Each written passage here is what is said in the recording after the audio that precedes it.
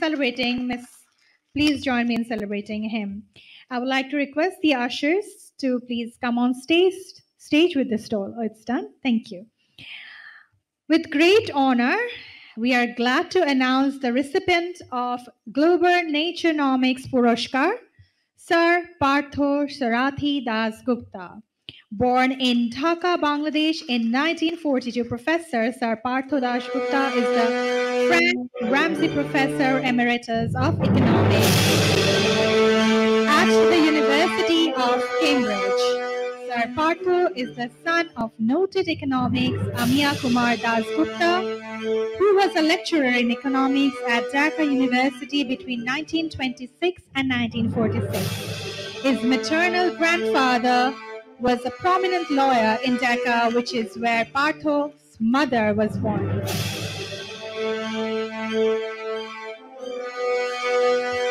I'd like to request them to please come a little bit forward.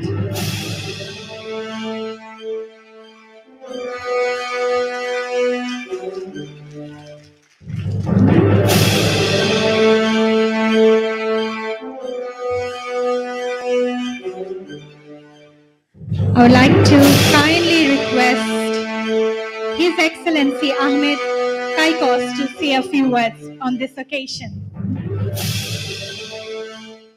Thank you. It's been an honor to be present here, especially handing over this. I think we can. Okay. It's been an honor. I really thank Mr. Ranjit Bhattakur for giving this such a magnificent opportunity to hand over this award. I believe is a little feather on his hats because Sir Gupta has so many feathers in his hat, and we are so happy to have him here. And I am also very much honored to get this opportunity. I think, rather than him, I am so much awarded. I think this is the most rewarding moment in my life to be present with you. I have read your resume, and that is so, I think, rich. I would like to mention one thing. Since naturenomics, I believe, since I am a student of economics, let me mention a few words about economics. I think we are talking about ecology. I don't understand that much about ecology, so I understand a little bit of economics. I would rather focus on one thing, is that if we can reduce our, consumption pattern, that will also save the earth a lot. I don't think that because of our market economy and consumer products, we have been actually creating artificial, which we call, in economics, this term we use is, I just forgot, is the exact word is not coming to my mind right now, is conspicuous consumption. So if we can look after that, let me give you one example. When we grew up, we just have a living room, but everywhere now you have two.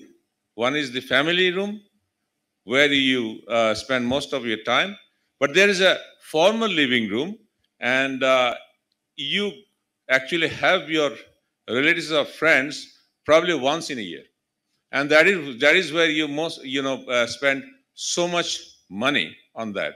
So apart from that, since I got this opportunity, I just wanted to draw your attention so that in totality, since I'm moving to the US in a couple of days, when I'm packing, my wife and I both realized, why did we have so much things at our home, which actually we did not use much? So I think that will also save the nature. I don't want to actually bother you much, because I think I am the least educated person in this room about this subject, but I thought that this is something I should point it out. Thank you very much. Thank you and so much, thanks sir. to the Balipara Foundation. Thank you so much, sir. You may please take your seat. Sir, I would like to request you to stay back. I would like to take a moment to actually say a few words before your lecture.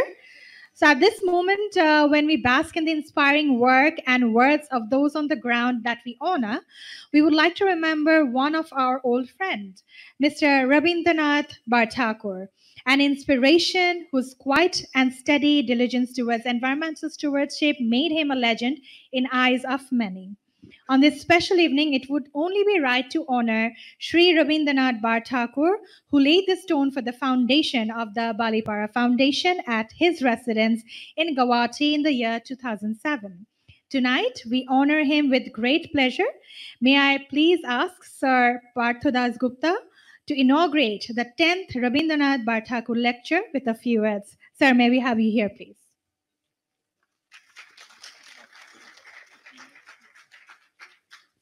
Thank you very much. Can you hear me reasonably well? And if I shift it, I've noticed from there it's rather sensitive to distance. So raise your hand if you can't, then I'll come back and equilibrate once again. Well, thank you very much. It's a great honor. This is, you may not know, this is particularly moving for me to receive this award here, because I'm receiving it at my hometown. I was born here. So it is, it's very hard for me to express. This is, I left at the age of 3 and have been back only once before, but it's like homecoming, and I won't forget it.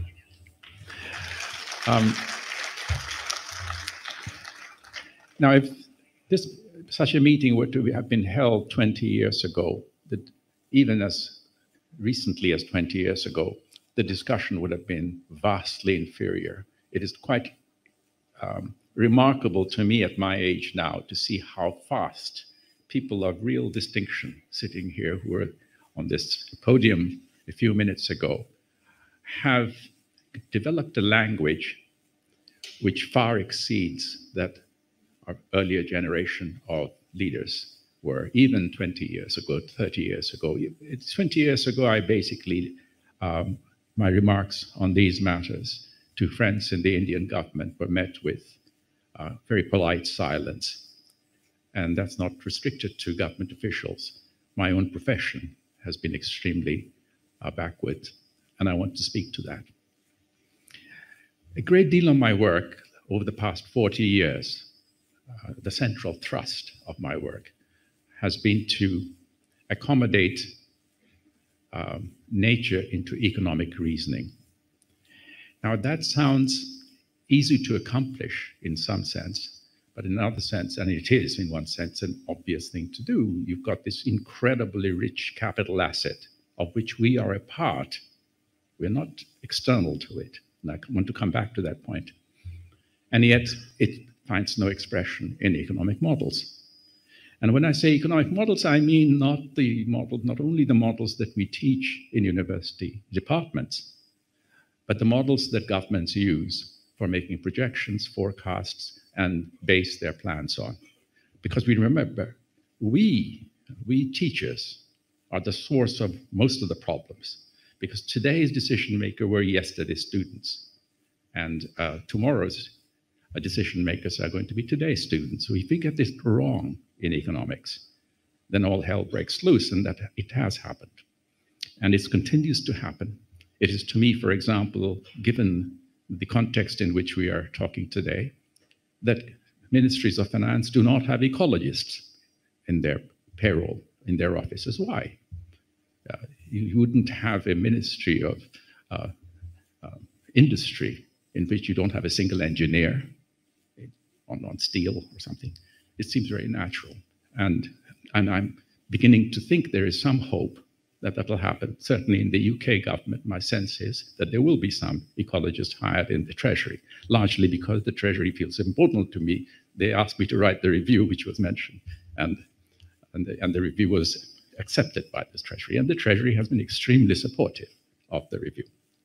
Okay, so that's the background. The background is one in which nature has played no part in economic modeling. Think of all the growth models that have shaped your understanding of what lies ahead, and you don't find nature there.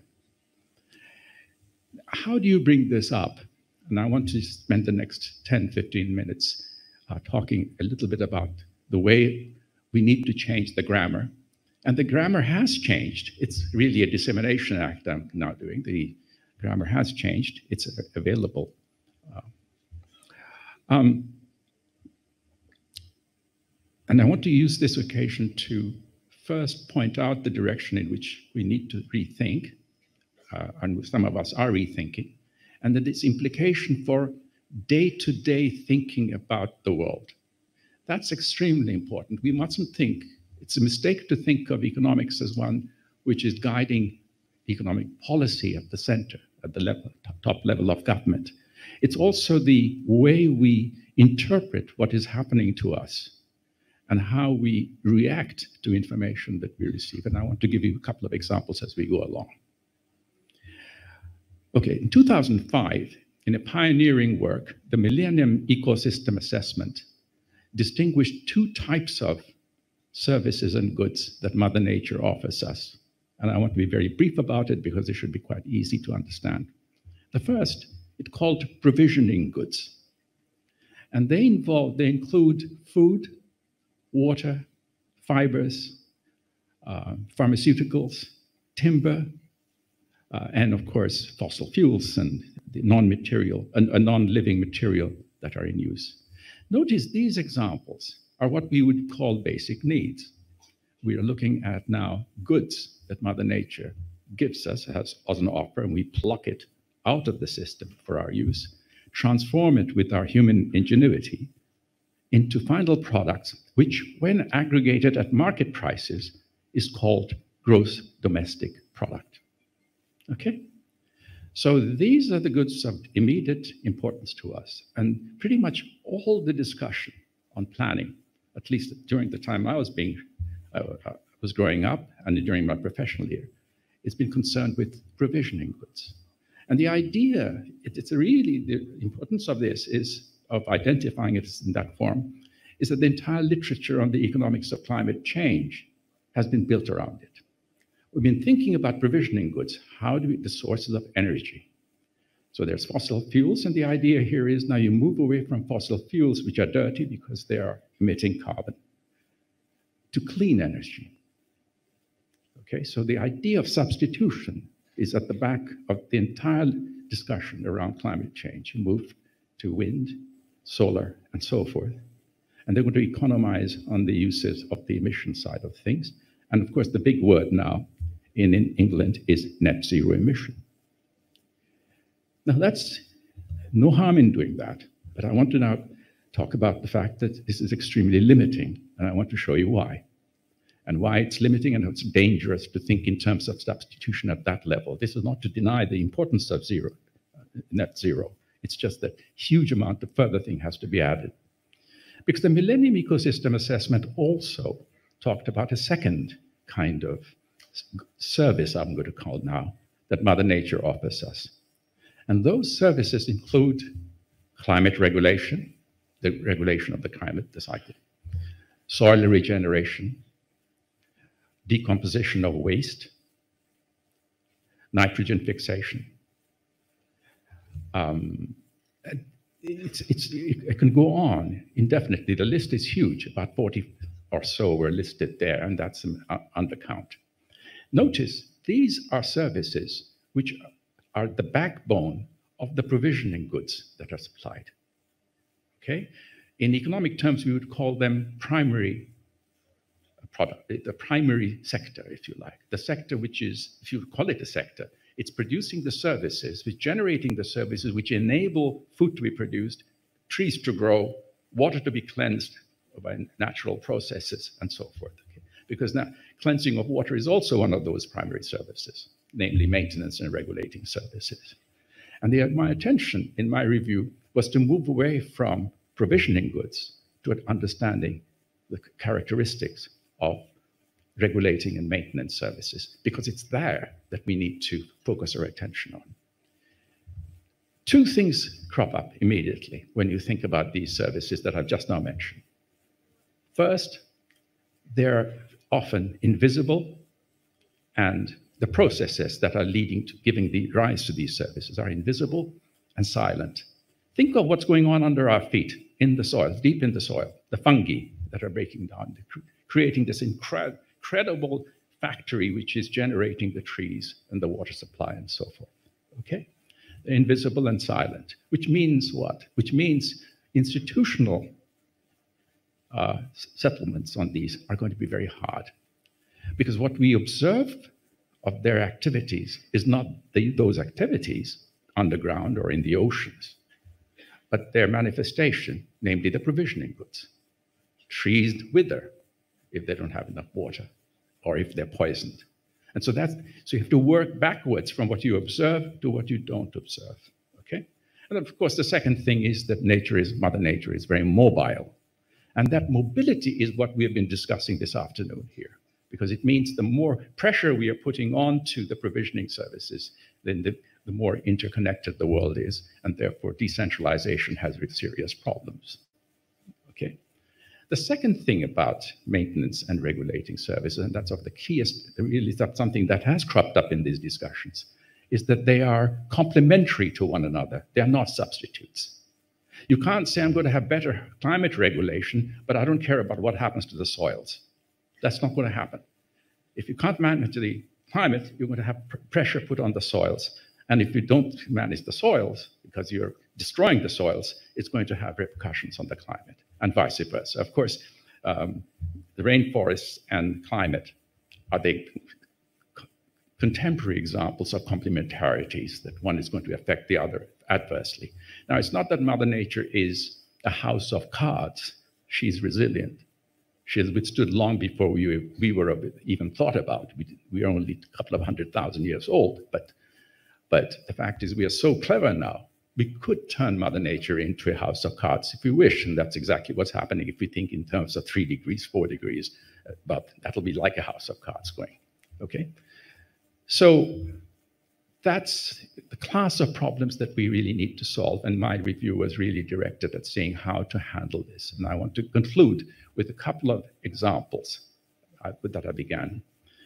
First of all, I want to give you an example of why the economics of climate change has, in fact, in many ways misdirected us, or made us feel very complacent, because we thought that we can substitute our way out of the dilemma that we are creating by getting to net zero, and then ensuring, once we do that, through investment of 2 or 3% a year globally for the next 20, 30 years, we'll be able to arrive at that point. And when we do that, we can continue with GDP growth.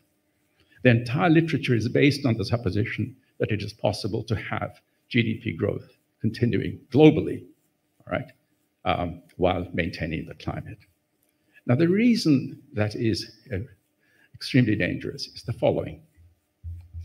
It's supposed GDP growth means you're putting an increasing demand on the provisioning goods, because the provisioning goods are actually reflected in the GDP. Remember, I asked about what provision goods are.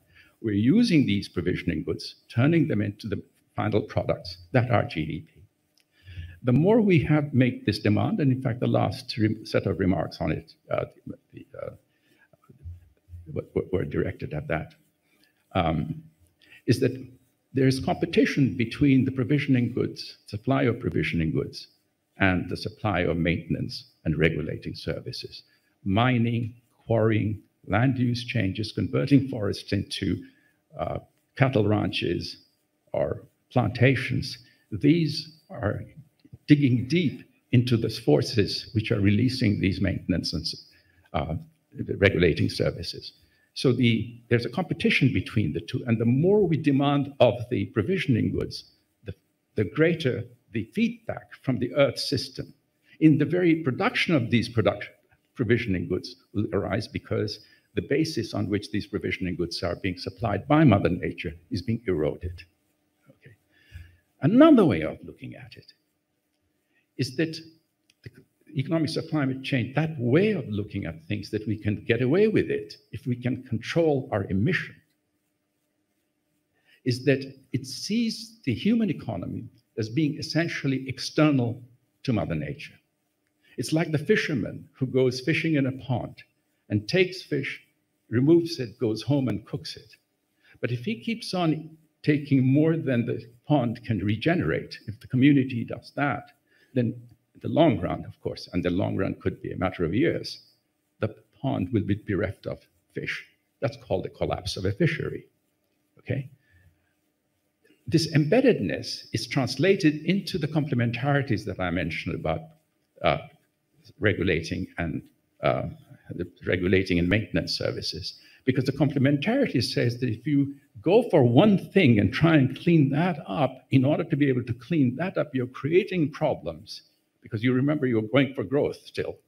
Creating problems which will go feed back and make it impossible to maintain the climate model.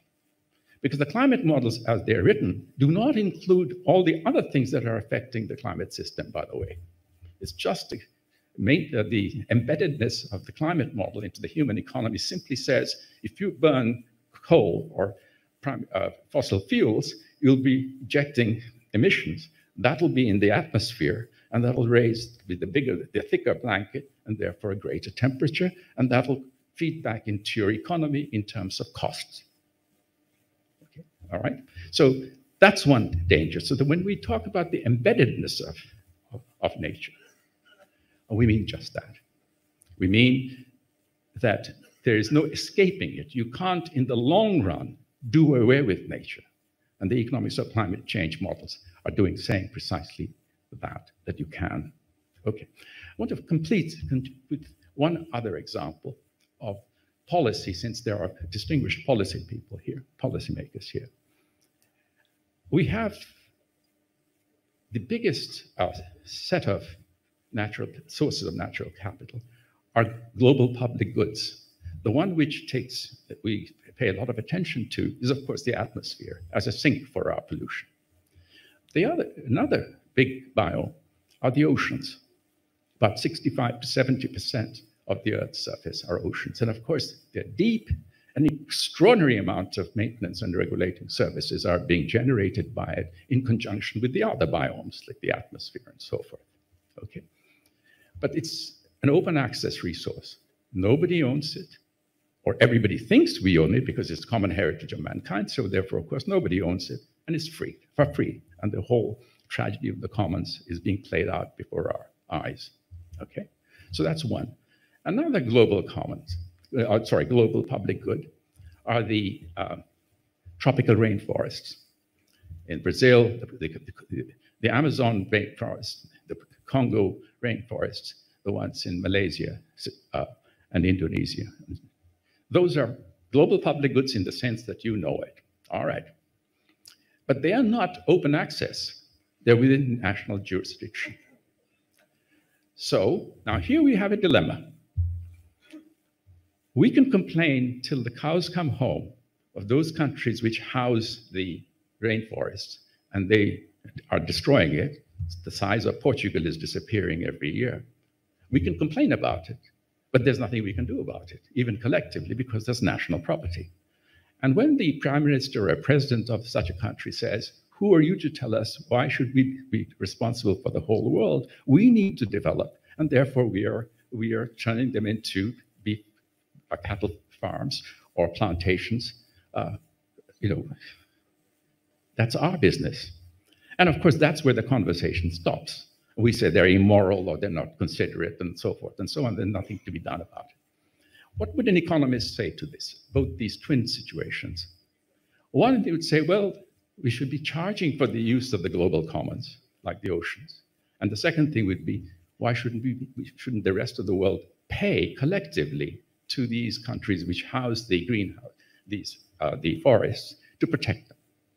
Okay, it's like payment for ecosystem services, which is now becoming very common at the national level, community level in the world. In my review, I did some crude calculations. We are looking at the oceans through which open seas, across which something like $1 trillion of merchandise are shipped every year. Never mind the cruises and the deep sea fishing that goes on. That's peanuts in terms of revenue. But we're talking now about all the containers that are shipped, carrying goods all over the world. Okay. In a world in which there were property rights on the ocean, there would be a rent charge, there would be a fee for the use of this transport. It's a common heritage of mankind. It's our fee. We should be charging. The whole world should be charging the right. That would generate several hundred billions of dollars of revenue each year for the collective, the world as a whole. What could be done with it? Well, of course, there will be always development issues. It could be helping for development purposes. Another would be to use it for negotiating with the governments of countries which house the rainforests and use it to compensate them for not destroying them. Now, that requires, of course, a huge amount of negotiation and so forth, but I want to leave that aside because life is full of negotiation. At home, you have to negotiate with your children, when they're young, as to how to behave. Okay, that package, and I'll end with that. There are many, many things in the review which were accepted instantaneously, almost. For example, the suggestion that we ought to change our national accounts to looking at stocks, wealth accounts, natural capital accounts. That's happening. That's happening in many countries. It was picked up very fast, and it was a success. This one, nobody has questioned the economic logic. But every time I've discussed it with international policy makers, World Bank leaders, heads of these international organizations say, well, of course you're right, but the world hasn't got an appetite for it. My own feeling was the following. We're in a firefighting situation now. I mean, all hell is going to break loose in the next 20, 30 years if we don't really put some mind to this problem. And if we don't have the stomach for that, my own observation used to be, and has been, that at the end of the Second World War, Europe was on its knees, the Far East was devastated, there was a serious need for international public goods. And the world responded by creating the United Nations, the World Bank, IMF, and all the subsidiary agencies. They were all supplying public goods. And they had the guts to do that. We haven't got it now. I feel this has been a failure. But this is something that we ought really to be working towards. How to plug the hole between the demands of the small communities in poor countries and the big, that is to say, these massive biomes, over which only international cooperation can handle. So cooperation is needed at every end, from the smallest village up to the highest level, and my review was trying to do that.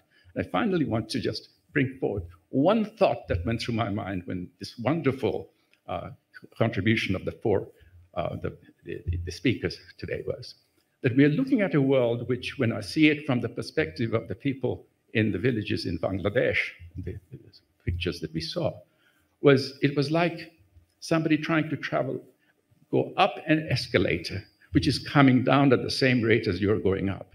You're working damned hard, you're adapting, that's for sure, but you're adapting to forces which you can't control, which is the escalator coming down. And my thought really is, why is the escalator coming down? And that's where international negotiation, serious work at the international level is required. Thank you very much.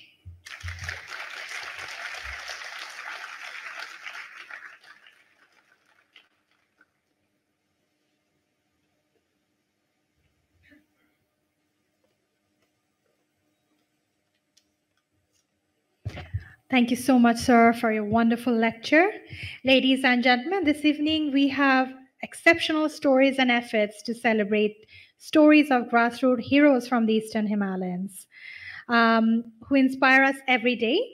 Let us begin this celebration with a cultural performance, the Chakma Jhoom dance, to get a taste of magical blend of music and grace of dance.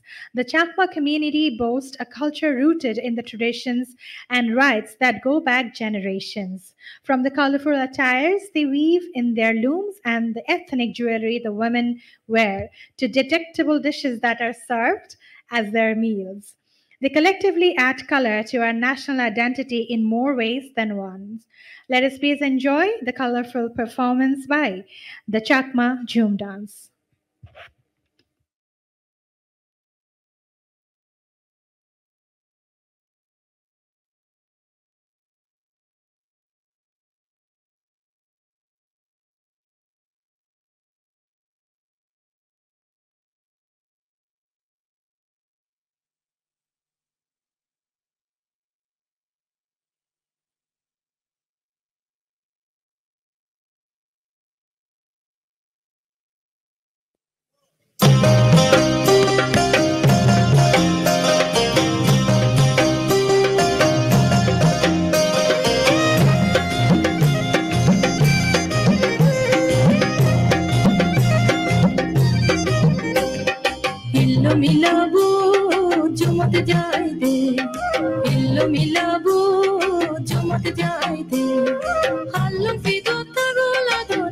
jai de, jumot jai de. Hallum si dutta gola do, jumot jai de, jumot jai de. Hello milabu, jumot jai de. Hello milabu, jumot jai de.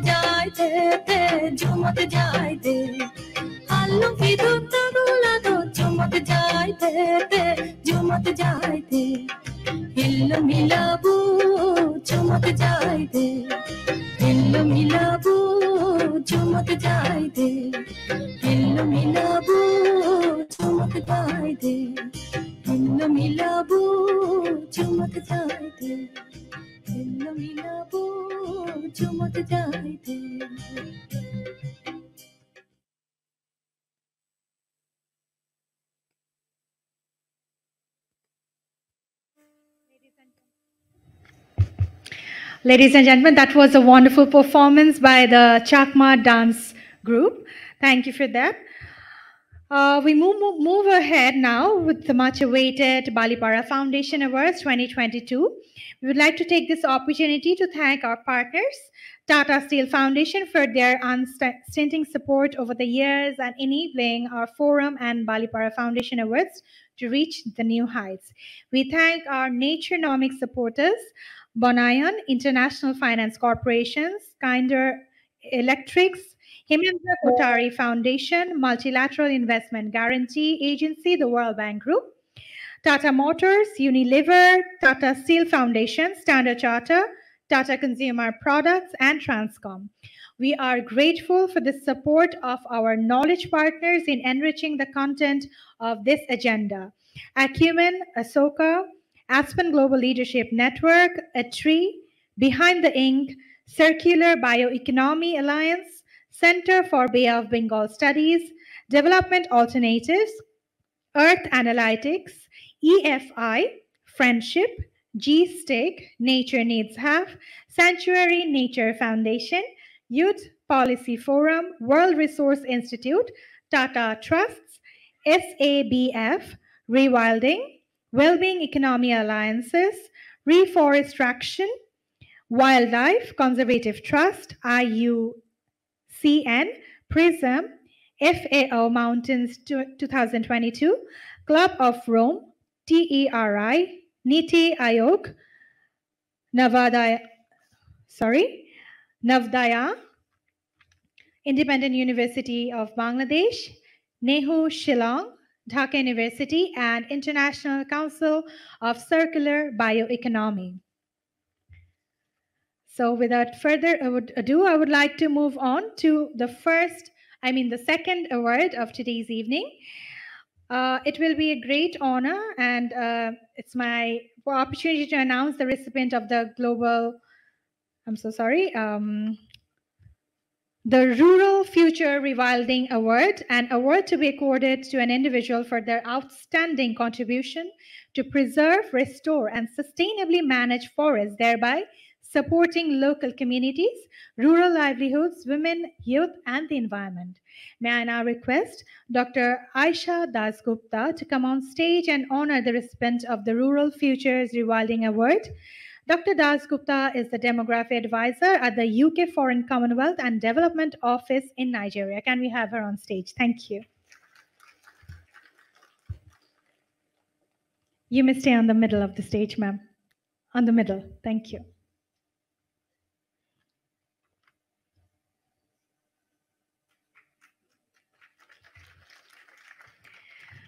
And the Rural Futures Rewilding Award goes to Mahfouz Ahmed Russell. Mr. Russell is an individual whose passion and determination are leading the preservation of biodiversity in the Martinga Upazila in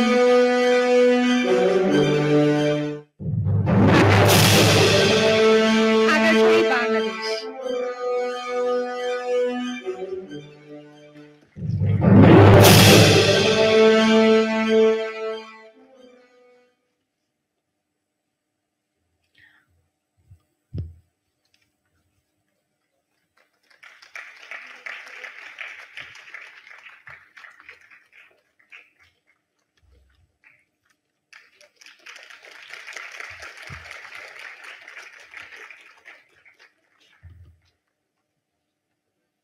Thank you so much.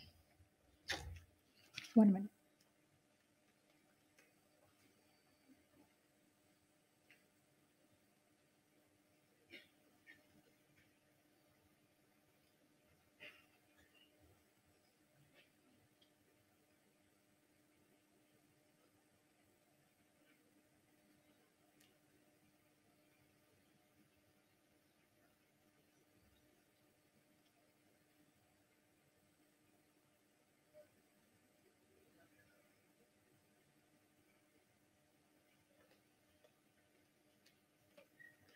So sorry for the confusion. May I please request our award winner, Mr. Russell, to come on stage and say a few words, please.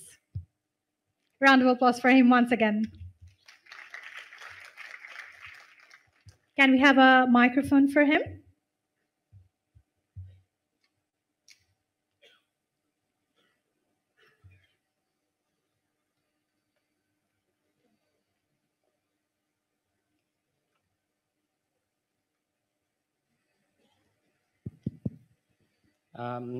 Thanks to Balipara Foundation for giving me this award and this recognition.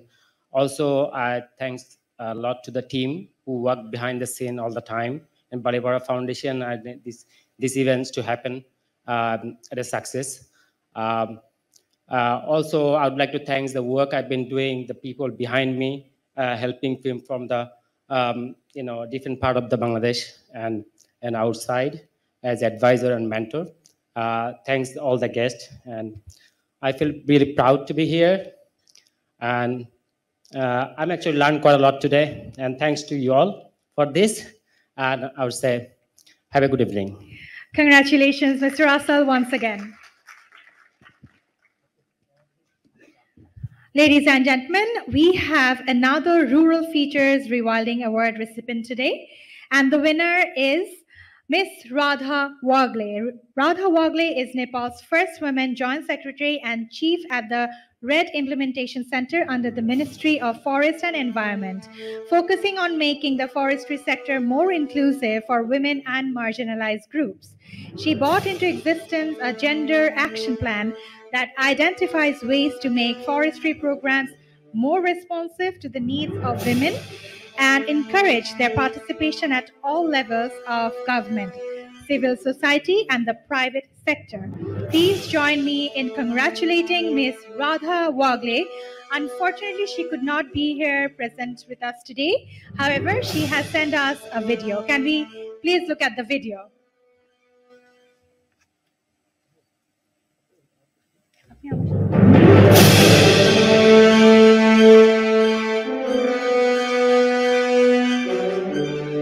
Hello everyone, this is Radha Wagle from Ministry of Forest and Environment.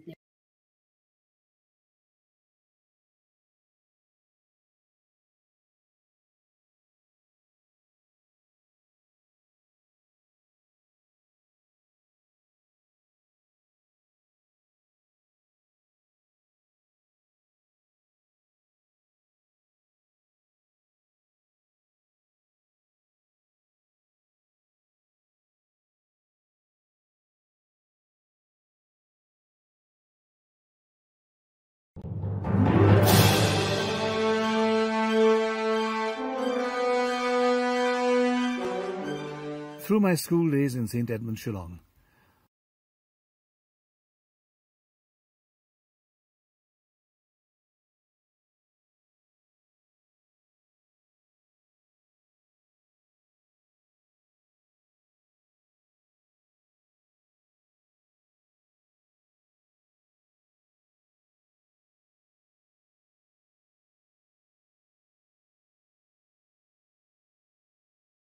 Foundation's previous work, and I am very happy to know that Foundation has been working in the field of flora and fauna conservation in the Eastern Himalayan region. And I was so glad to know that the work has been done by the Foundation. And I wish the Foundation success in future. And I am very excited because this is my first ever prize in the field of conservation, and even for the women empowerment sector, I am so proud to have this award, and that award definitely empower me to work better in future for making the gender just world, and for bringing the women's voice and marginalized voice in the mainstreaming of development and conservation for the benefit of nature itself and for the benefit of people. And thank you once again, Palipara Foundation. Thank you so much.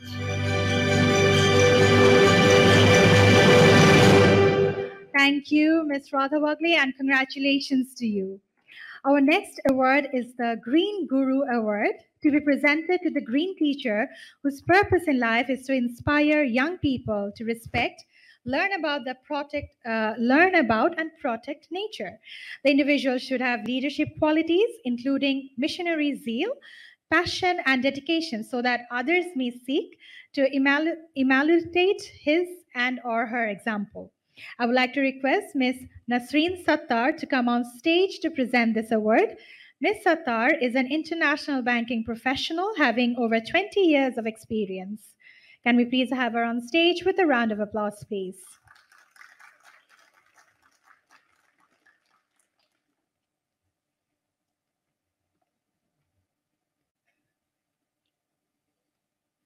Thank you, ma'am. In the middle of this.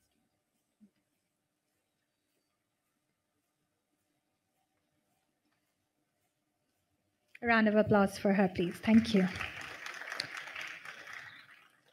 This year's Green Guru Award goes to Mr. Quenzang Dorji, a naturalist and a true champion of the Eastern Himalayas at the Nature Studies Center of the UN Wangchuk Institute of Conservation and Environmental Research Development of Forest and Park Services, Royal Government of Bhutan, and a PhD student at the University of Calgary in Canada. Prior to this position, he was working as a park warden at Jimeng Singye Wanchang National Park, as an instructor and researcher at Wangchang Institute for Conservation and Environmental Research. He is also a special faculty at the Central Washington University, United States, where he continues to co-teach faculty-directed field school programs. In the year 2015, Quenzang went to secure funds from World Wildlife Fund and EFN. Through his grant, he went to train more than 100 field foresters on how they could continue to build on research and knowledge around smaller mammal species in Bhutan. His conservation and research efforts had been pivotal in increasing focus on neglected species, particularly rodents and bats, but I'm pretty sure you would love to hear from him, not from me, right? So I would like to request him to say a few words.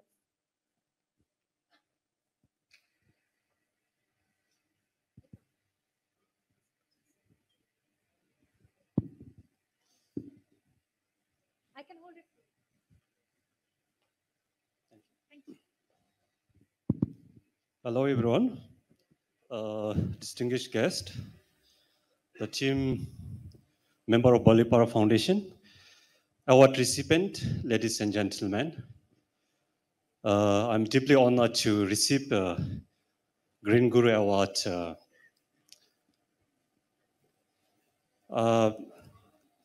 I personally dedicate this award to my teachers who made me capable to share my knowledge with my field colleagues. And I also dedicate this award to my field colleagues who took my knowledge and skills to the grassroots level and then made the conservation cost effective, and then the conservation planning, execution, and monitoring very feasible at the local level using geoscience. As mentioned by the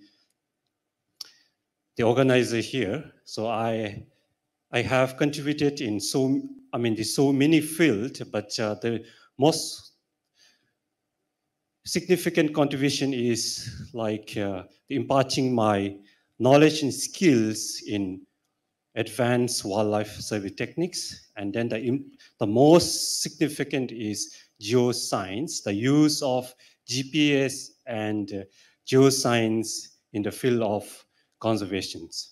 So this award is a strong message that be it small or big, it counts. And then you will get recognized one day, and then the message is that do not stop doing something in your life. I would like to personally thank Balipara Foundation for this reward, and then I would like to wish Balipara Foundation team in realizing your Vision 2023, that is involving 30,000 people to plant 10 million trees and investing 10 billion natural natural capital. Thank you so much.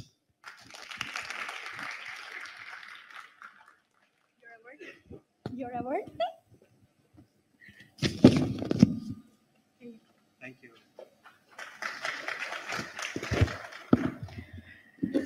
Thank you so much, and congratulations to Quenzang Dorji once again. Our next awards category is the Green Legal Award. This award is presented to an individual who wields judicial systems to ensure the rights of nature. Those who ensure legal protection of the environment. May I now request Ms. Mubina Akhtar to come on stage and present the award. Ms. Akhtar is a lead in legal and external affairs with over 27 years of experience in the legal profession. With a round of applause, can we have her on stage, please?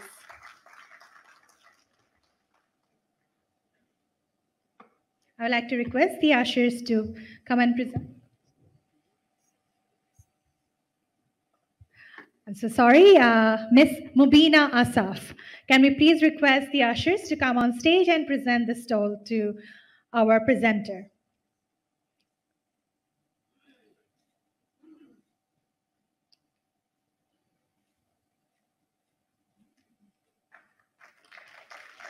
Thank you. This year, the award goes to a charismatic and vehement lawyer, Ms. Hassan is the Chief Executive of the Bangladesh Environmental Lawyers Association. She has received the award, the Anayan Top 10 Award. She is also amongst the first 5 South Asian women to receive the Celebrating Womanhood Award. I would like to congratulate Ms. Sada Rizwana Hassan and call her on stage to receive the award.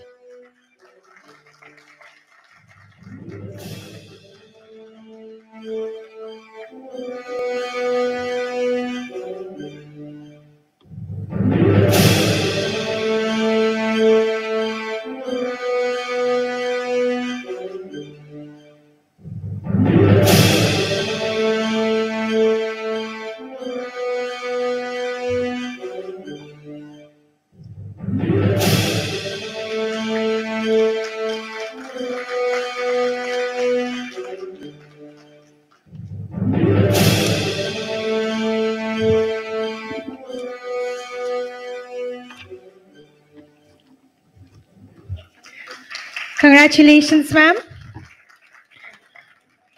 We would very much love to hear a few words from you.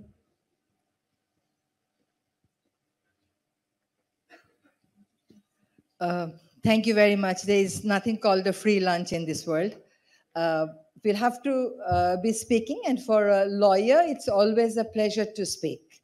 That's what brings our bread. See, this very slogan of Balipara Foundation, that environment is economics, is something all environmental justice advocates, climate justice advocates, nature lovers would hold very close to their heart. But this is a value that proves very difficult for us to sell when we deal with our development aspirant policymakers.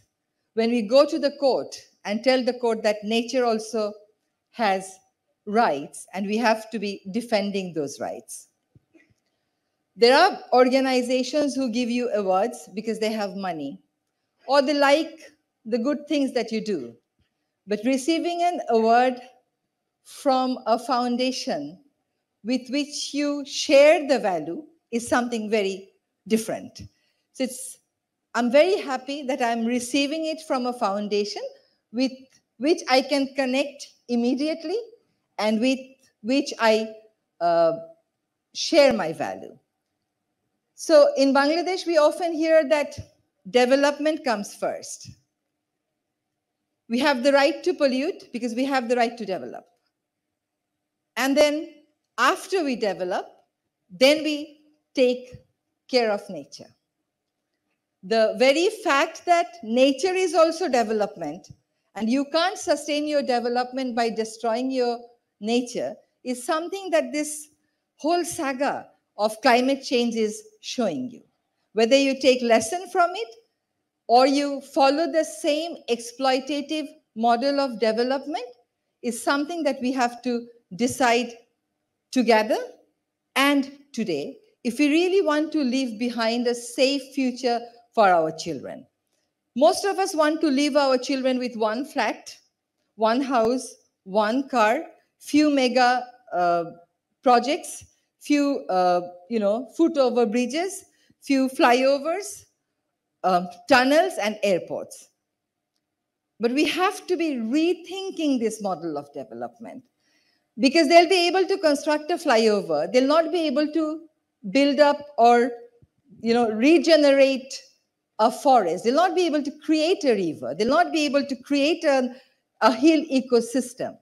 So let us not destroy in the name of development what we cannot create for our future generation, and that is so important for them and for their survival and their well-being. I thank Balipara Foundation for giving me this recognition. Thank you very much. Thank you so much, ma'am. Thank you for your wonderful words.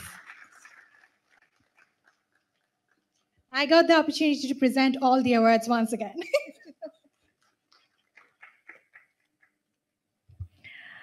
So we shall now move on to our next round of the award category. Our next award for the night is the Food for the Future Award, to be accorded to an entrepreneur who has made a significant contribution to the promotion of the organic food and has demonstrated alternative farming methods that increase yields using ecological principles that have brought about replicable change. May I now request Ms. Munira Shah to join us on stage to facilitate the winner. Ms. Shah is the Vice President of Bangladesh Women Association in Dubai, UAE. Can we have a round of applause and have her on stage, please, with us?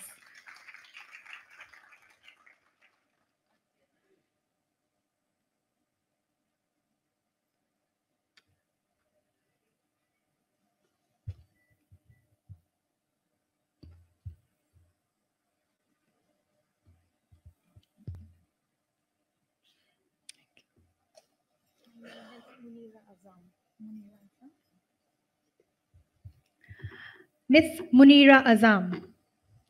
Thank you.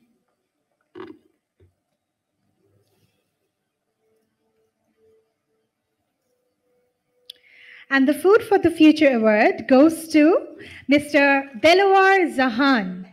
Mr. Zahan and his peers, mostly students of the Mass Communication Department of Chittagong University of 2004 batch, launched the Prakritik Krishi Vipanno Kendro to address issues related to Bangladesh's rural communities. Congratulations to Mr. Delawar Zahan. Requesting both of you to stand a little bit in the front and in the middle, please. Thank you.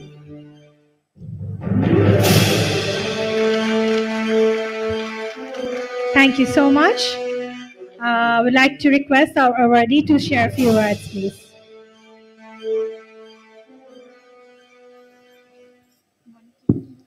Okay. Thank you. Thank you, Balipara Foundation.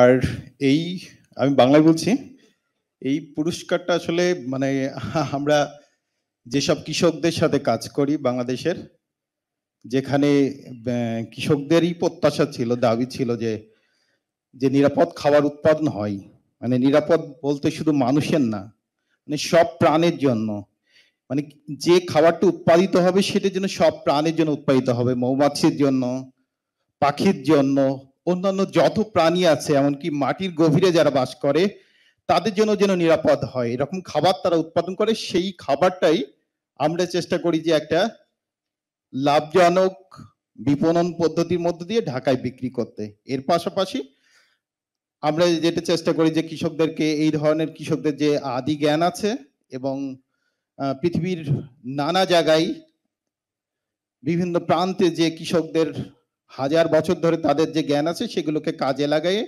একটা ecological farming করতে, আমরা সেটাকে বলি প্রাকৃতিক কৃষি। তো বালিপাড়া ফাউন্ডেশনকে ধন্যবাদ জানাচ্ছি। ইকোলজি ইজ ইকোনমিক্স, আমরা আসলে এটাকে অন্যভাবে বাংলায়, মানে কৃষকদের সাথে আমরা যখন কথা বলি একই ধরনের কথা বলি যে আপনার কাছে যে প্রাকৃতিক সম্পদ আছে সেটাকে ব্যবহার করে যেন আপনি খাদ্যটা উৎপাদন করেন, একটা সুস্থায়ী স্বনির্ভর খাদ্য ব্যবস্থা যেন তৈরি হয় যেখানে সবার ভালো থাকবে, সুস্থ থাকবে। ধন্যবাদ বালিপাড়া ফাউন্ডেশনকে। Thanks.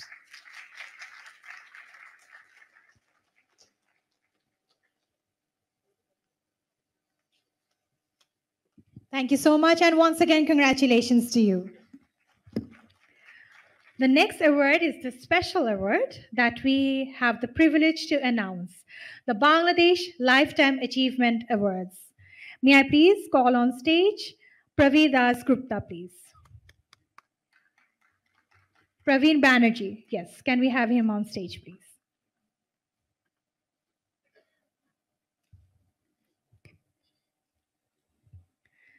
Thank you, sir. Please. Center of the stage. Thank you. May we have the stole, please?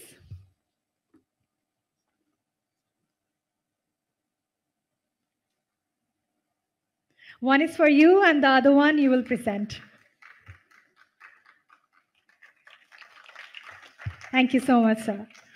This award is accorded to an individual from Bangladesh who have exhibited outstanding contributions during their lifetime towards protecting and conserving the environment.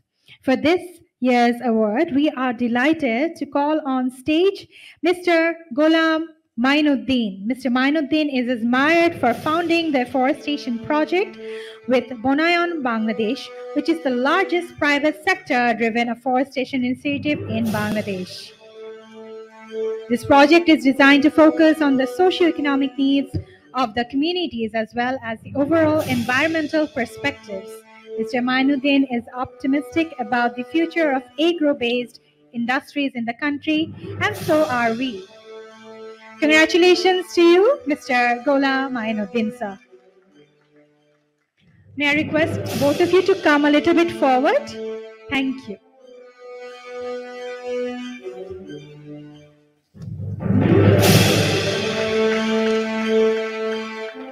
Thank you so much, sir. May I request you to say a few words, please?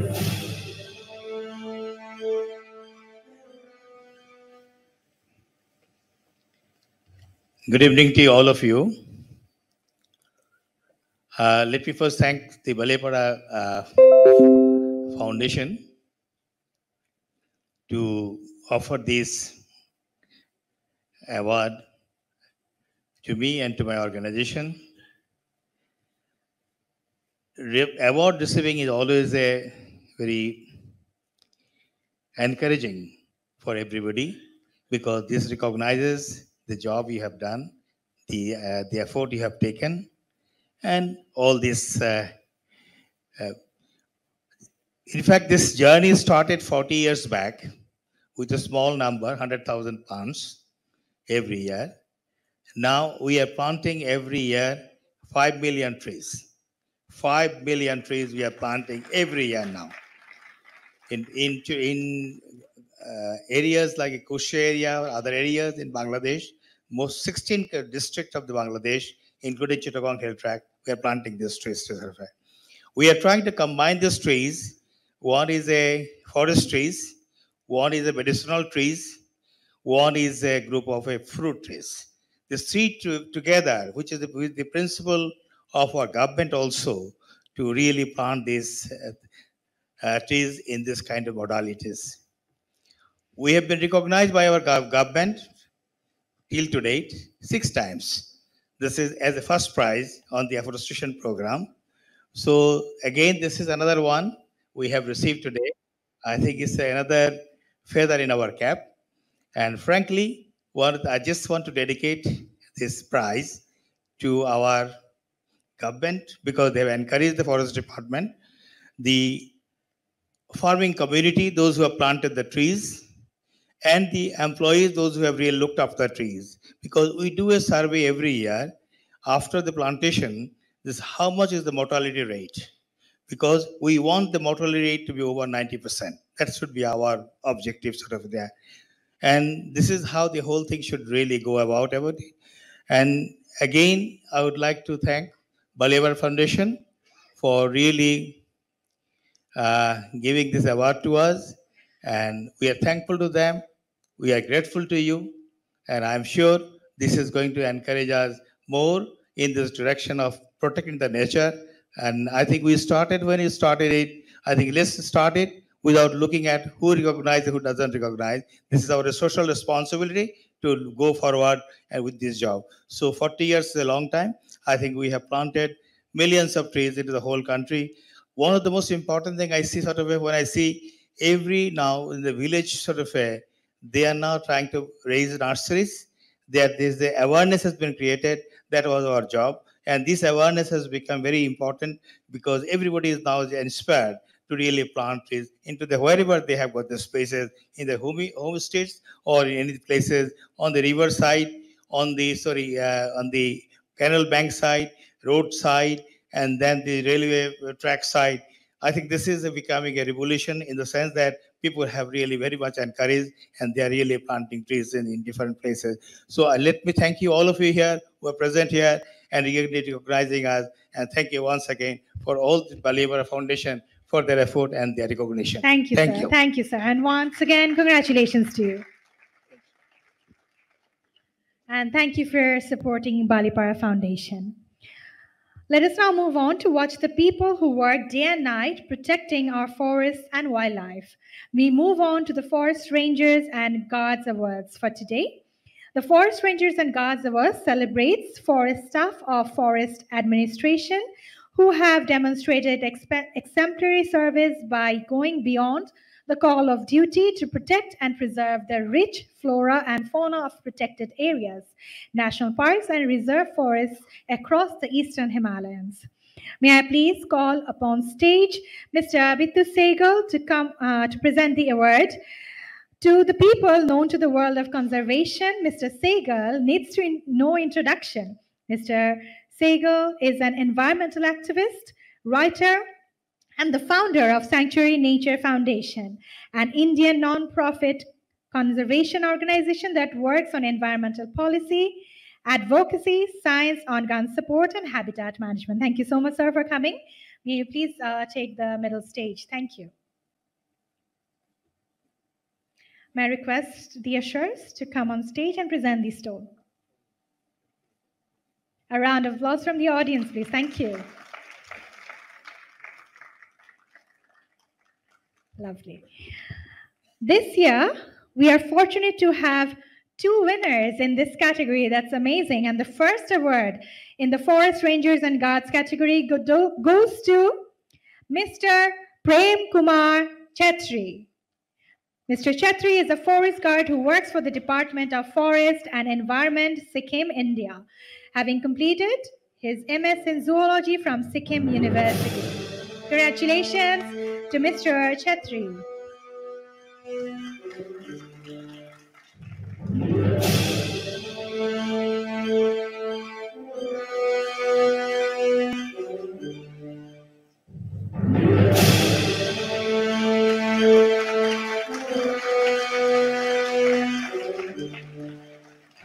May I request Mr. Chetri to say a few words, please?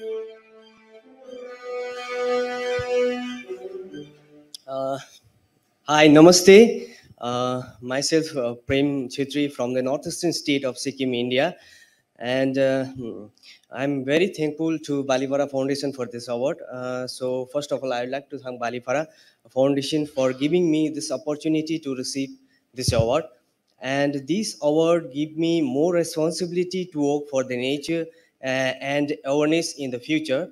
So now I'm working as a forester on the Barapathing Territorial Range, East Sikkim, and I'm currently engaged with various conservation-related work, including documentation of high-altitude floras and fauna. And my past work has been published in various national and international journals. And I'm also associated with the Sikkim Biodiversity Board for documentation and awareness about the people biodiversity register in the rural areas of Sikkim. So my future mission is to conserve forest and wildlife by encouraging the young youth towards the nature conservation and to promote these sustainable forest practices for the benefit of future generations. Thank you. Amazing, amazing. Thank you so much. Congratulations to you once again. To present the next award on the same category, may we please kindly request Jason Knopf to come on stage and honor our recipient. Mr. Knopf is a board member of Earth Slot Prize, a global leadership fellow, and the founder of Mission Over Story. Thank you, sir, for joining us today. I'd like to request our ushers to come on stage and present the stool to our presenter, please.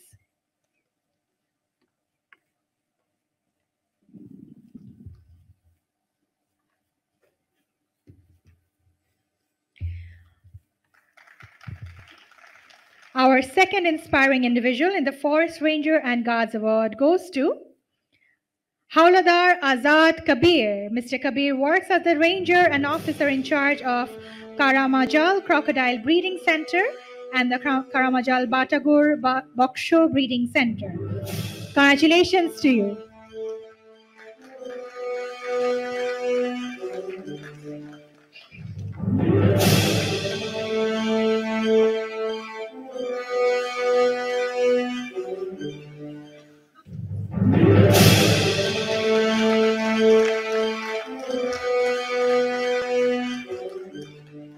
So would you like to share a few words, please?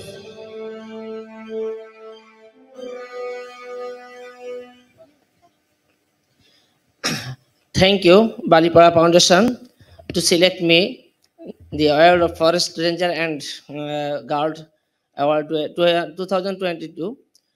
তো আমি এরপরে আমি বাংলায় বলছি, যেহেতু মনের কথাটা মানে সঠিকভাবে প্রকাশ করার জন্য বাংলাটাই যথেষ্ট আমার কাছে মনে হচ্ছে, এবং এখানে সম্ভবত বাঙালি বেশি আছে সেই জন্য।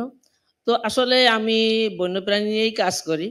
বন্যপ্রাণী আপনারা সবাই জানেন যে এরকম আমাদের সারা পৃথিবীতে মোট 26 প্রজাতির কুমির ছিল। এর ভিতর বাংলাদেশের 3টে প্রজাতির কুমির ছিল, মার্স ক্রোকোডাইল, ঘড়িয়াল এবং লবণ পানির কুমির। কিন্তু মার্স ক্রোকোডাইল এবং ঘড়িয়াল কিন্তু আসলে আমাদের বাংলাদেশের ওয়াইল্ড থেকে বিলুপ্ত হয়ে গেছে। এখন আছে শুধুমাত্র লবণ পানির কুমির, তাও আমাদের শুধুমাত্র সুন্দরবনেই আছে, যা অনেক অনেক জায়গায় ছিল। কিন্তু এখন এই যে আছে মানে বলতে একেবারে সংখ্যা কমে গেছে। এই সংখ্যাকে বাড়ানোর জন্য করমজলে প্রথমে সরকারিভাবে একটি কুমির প্রজনন কেন্দ্র তৈরি করা হয়, এবং সেখান থেকে আমরা বাচ্চা উৎপাদন করছি। লালন পালন করে যখন পরিবেশের সঙ্গে খাপ খায় চলতে পারে তখন আমরা নদীতে অবমুক্ত করে দিচ্ছি। এ পর্যন্ত আমাদের করমজল থেকে প্রায় 500-রও বেশি বাচ্চা উৎপাদন করা হয়েছে। লালন পালন শেষে প্রায় 200-রও বেশি কুমির আমাদের সুন্দরবন নদীতে অবমুক্ত করা হয়েছে। এছাড়া আপনারা নিশ্চয় জানেন যে সারা পৃথিবীতে মোট 300 প্রজাতির কচ্ছপ আছে। এর ভিতর একটা প্রজাতি কচ্ছপ খুব গুরুত্বপূর্ণ, তাকে বাটাগুড় বাস্কা বলা হয়।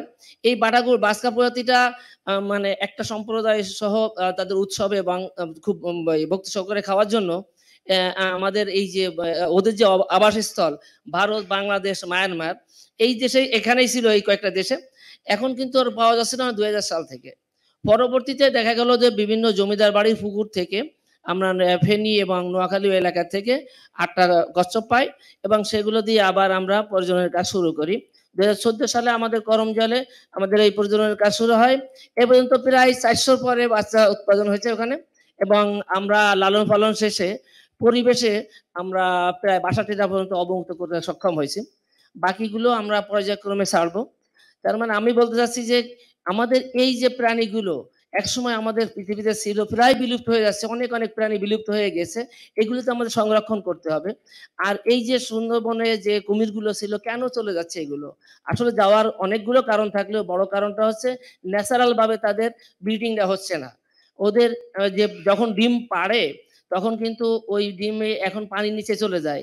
তার মানে জলবায়ু পরিবর্তনের ফলে পানির উচ্চতা অনেক বেড়ে গেছে। এই বেড়ে যাওয়ার জন্য এখন যখন ডিম পাড়ে তখন ওরা ডিমটা পানির নিচে চলে যায় আর বাচ্চা হচ্ছে না। যার জন্য আমরা আপাতত আমাদের এই মানে কৃত্রিমভাবে প্রজনন করে আমরা পরিবেশের সঙ্গে মোটামুটি সংখ্যাটা ফিরিয়ে আনার জন্য চেষ্টা করছি। তো আমাদের দরকার সেইটা হচ্ছে যে শুধু এইভাবে ফিরে আনলে কৃত্রিমভাবে সম্ভব না, প্রাকৃতিকভাবে ওর পরিবেশ সৃষ্টি করে আমাদের ফিরে আনতে হবে। তাহলেই শুধুমাত্র এই প্রজাতি দুটো বেঁচে থাকা সম্ভব। আমরা এগুলো নিয়ে কাজ করি এবং এর সঙ্গে রেস্কিউ করা অন্যান্য বন্যপ্রাণী নিয়ে কাজ করি। ইনশাল্লাহ আমাদের করমজলে আমরা কয়েকটা স্কেলিটনও তৈরি করছি, যার থেকে মানুষ এবং ছাত্রছাত্রীরা অনেক কিছু শিখতে পারবে। আপনারা সবাই দোয়া করবেন পরবর্তী জীবনে যেন আমরা এই বন্যপ্রাণী সংরক্ষণের জন্য সচেষ্ট হন। সবাইকে ধন্যবাদ। Thank you so much, and thank you for the passion for preserving the wildlife. Thank you so much, sir. অসংখ্য ধন্যবাদ আপনাকে এবং অসংখ্য কংগ্রাচুলেশনস আপনাকে।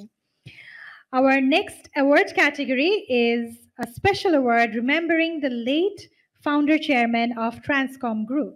one of the leading figureheads behind ethical business in Bangladesh, who worked tirelessly for creating social sustainability while maintaining the highest ethical and moral standards in the Eastern Himalayas.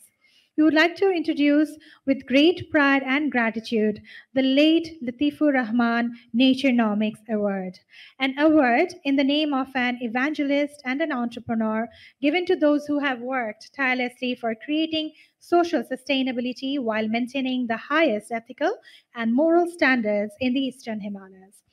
Through this award, our vision is to conserve the natural assets of Bangladesh and recognize ecological leaders who have dedicated themselves to preserving the rich biocultural heritage, and our environmental crusaders of the Eastern Himalayas, preserving and restoring the natural assets. Ladies and gentlemen, we have a very special message from a very dear friend of Honorable late Latifur Rahman, a message from his school friend, Mr. Victor Banerjee. May we have the video, please?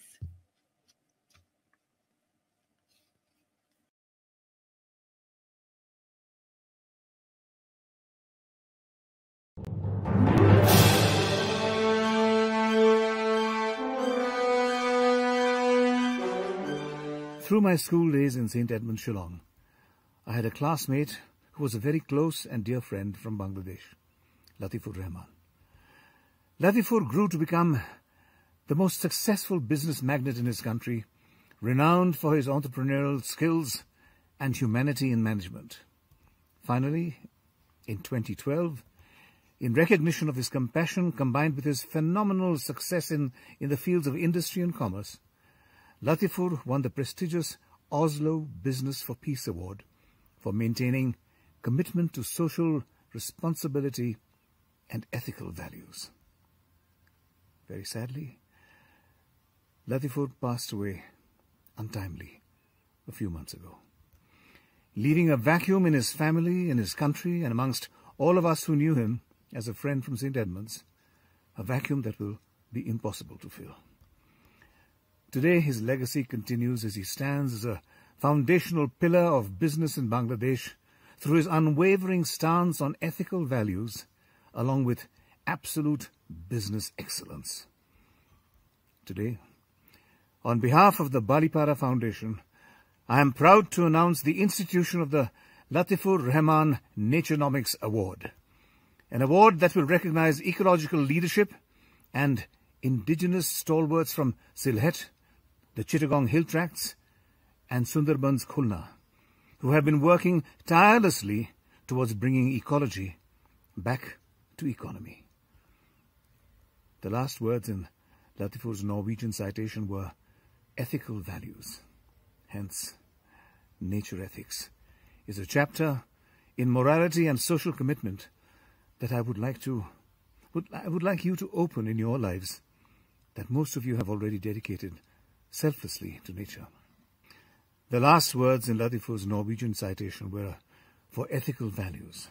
Hence, nature ethics is a chapter in morality and social commitment that I would like you to open in your lives, lives that you have already dedicated selflessly to nature. Good luck. God bless you all.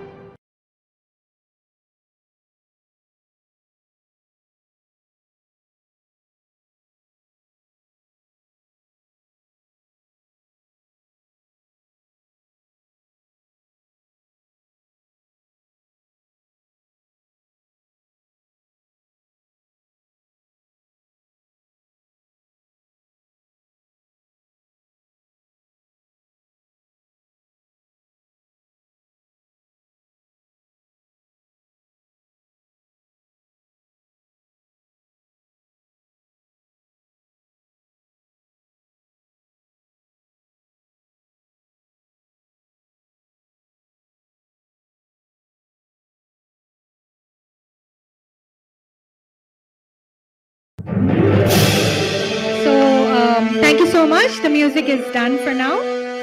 I'm speaking. Thank you.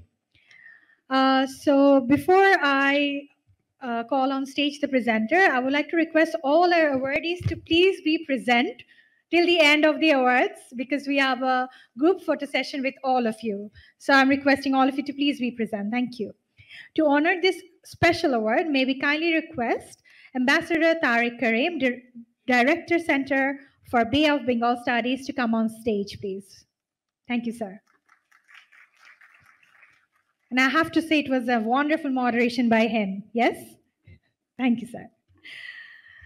And the late Latifur Rahman Naturenomic Award goes to, but before we would like to present him. Yes, thank you.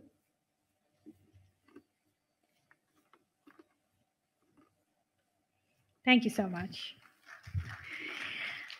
And moving on to the awards, and the award goes to Dr. M. Munirul H. Khan, a dedicated champion for the Sundarbans. Dr. M. Munirul H. Khan is a professor of zoology at Jahangirnagar University, Bangladesh, and a keen wildlife watcher and photographer. Amazing. Congratulations to you, sir.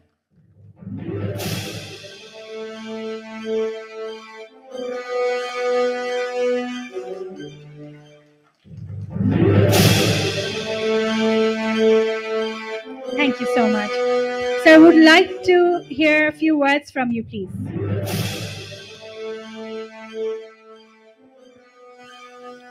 Good evening, ladies and gentlemen. Let me start thanking the Balipara Foundation for awarding me this. This is indeed a big recognition of what I have done, but more importantly, a big encouragement for what I'll be doing for the rest of my life. I'm very glad to know that Balipara Foundation looks beyond the frontier, focusing on the community-based approach to biodiversity conservation in the Eastern Himalayas. And they have the unique and innovative approach of naturenomics, and that is connecting nature to the rural economy, and I highly appreciate this concept.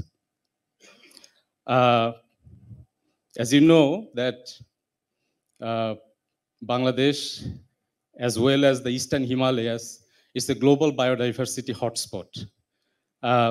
But the rich biodiversity of the region is under tremendous pressure due to the growing human demand for land and natural resources.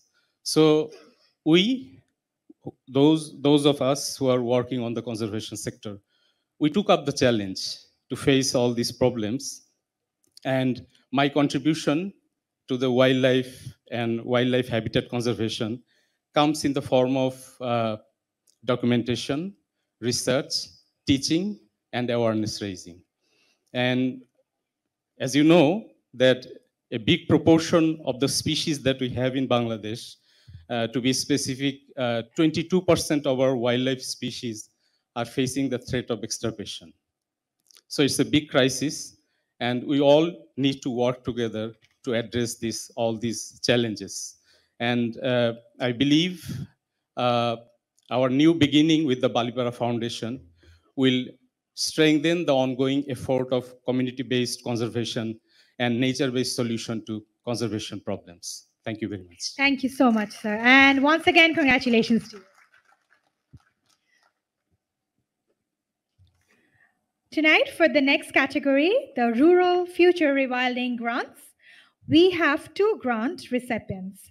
Balipara Foundation, with a vision towards rewilding our collective future across the Indian Eastern Himalayas, is hereby delighted to announce a social grant of Indian rupees of 5 lakh this year to honor and support an individual or community organization working towards implementing a conservation model that is helping to rebuild healthy ecosystems, restoring habitat for plants and wildlife, and enhancing community engagement in the process. The grant will facilitate field activities and provide an opportunity to leverage this support to make their work more sustainable.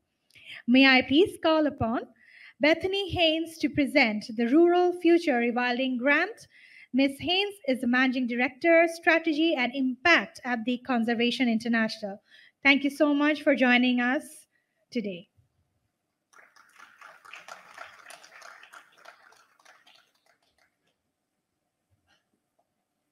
Thank you. May I please request the ushers to come on stage, please? Thank you.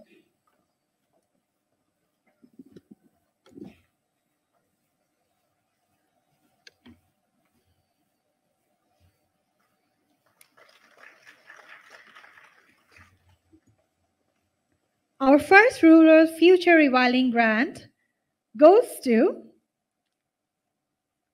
Miss Zainorin Stephen Ankang. I hope I said it correctly. No? Okay. Ms. Ankang is the founder of Hill Wild, an organization that works with the indigenous communities of Northeast India to eradicate poverty by elevating the incomes of farmers through entrepreneurship. A round of applause to you, ma'am, and congratulations.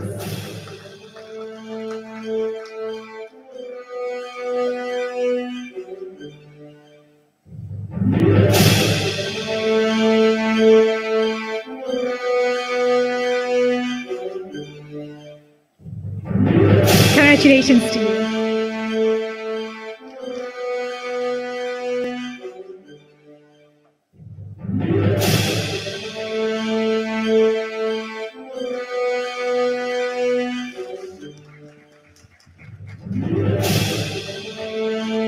I'd like to request Ms. Ankang to please say a few words.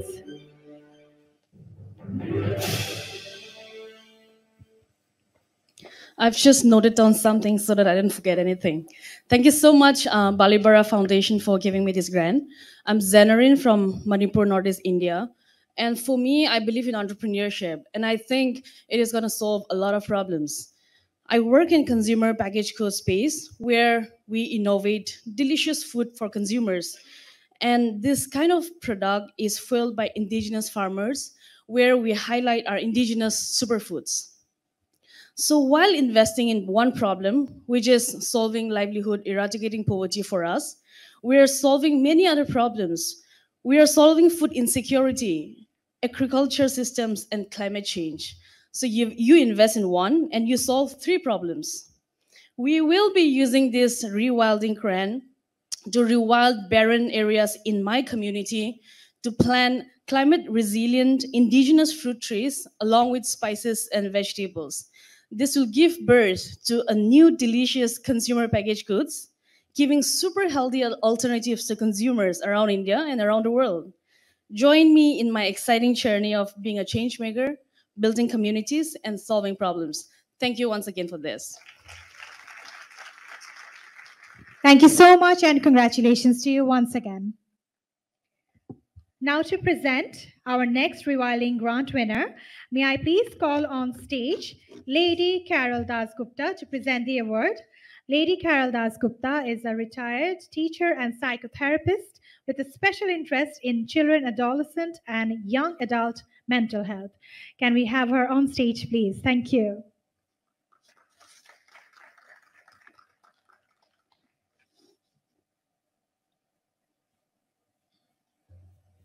Please, on the middle. Thank you. Thank you for your time and coming here.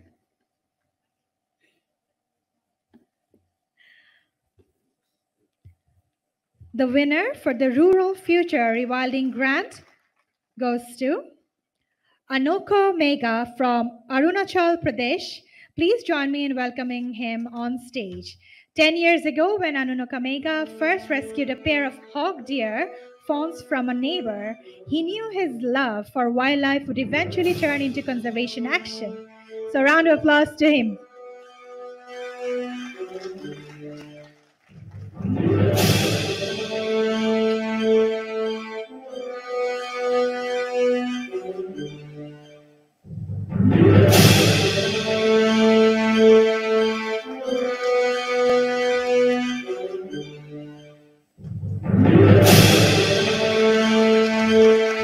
Congratulations. Sir, would you like to say a few words, please?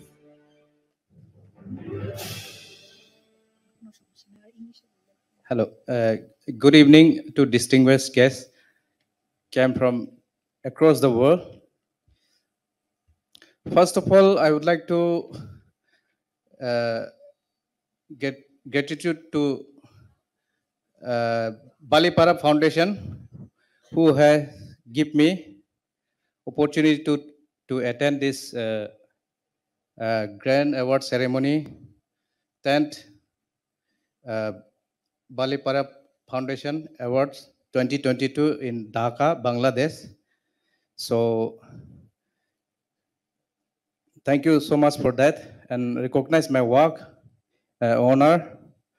And I'm very happy to receive this award, and I'll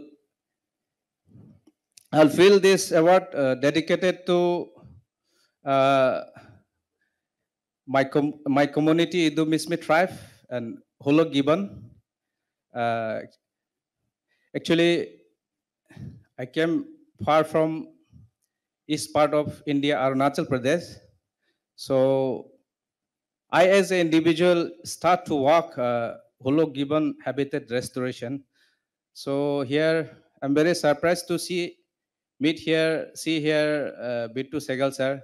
So I have initiated with Century Nature Foundation. So last in 2017 for this Holo Gibbon restoration.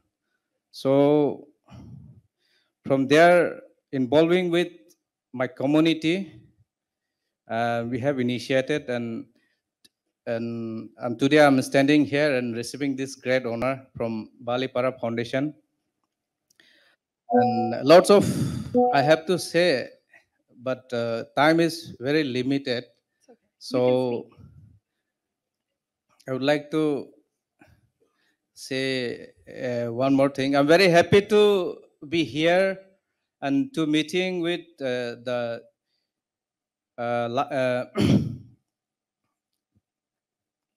sorry, senior experts came from across the world and listen to their words in the interest of these environmental issues, so which is burning issues enter in the world. So I learned so many things from them, and till the 13th of this program. So I will acquire the knowledge from you, for everyone.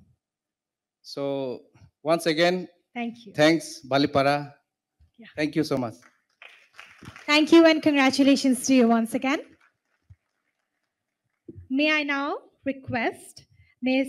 Vasumati Srikant to come on stage to facilitate the recipient of a special recognition to a person whose career reflects a rich blend of academic and practicing development management experiences. Vasumati Srikant is a chartered professional accountant. Can we have her on stage, please? Thank you, ma'am. Thank you, ma'am.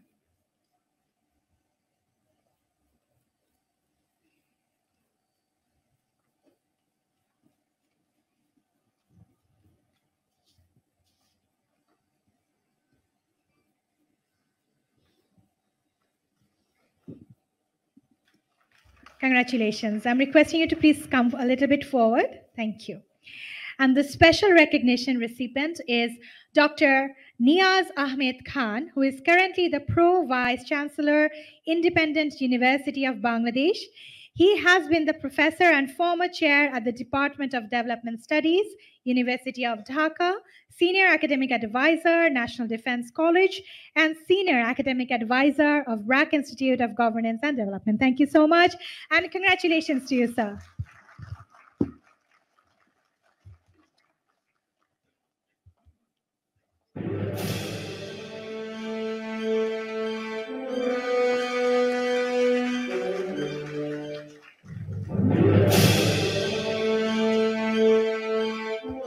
Congratulations. So would you like to share a few words with us, please?